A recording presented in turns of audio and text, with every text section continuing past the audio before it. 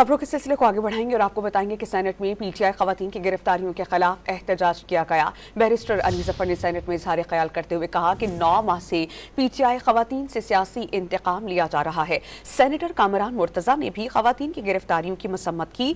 सादिया अब्बासी, रुबीना खालिद और फैसल सब्जवारी समेत दीगर सेनेटर्स ने लाहौर में खवातीन को हिरासत करने के वाक़े की शदीद मसम्मत की।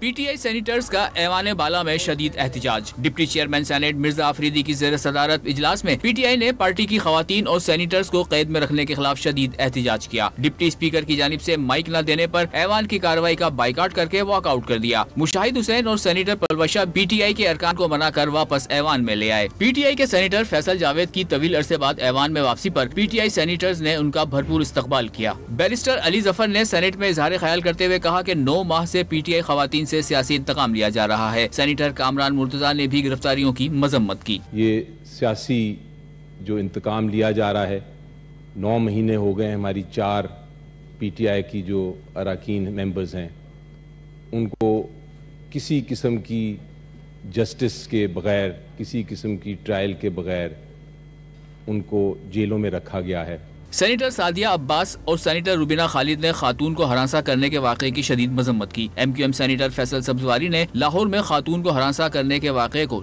तशवीशनाक करार दिया। पाकिस्तान की इज्तिमाई दानिश को सोचना चाहिए कि हम जा कहाँ रहे हैं। हर लम्हे हमें अपनी गुफ्तगू में हर आदमी खौफजदा है, हर आदमी खौफजदा है। Mob justice, mobocracy, public lynching, what is going on? हम किस तरह की तस्वीर पेश कर रहे हैं? Deputy chairman senate Mirza Afridi ने सेनेट का इजलास जुमे तक मुलतवी कर दिया।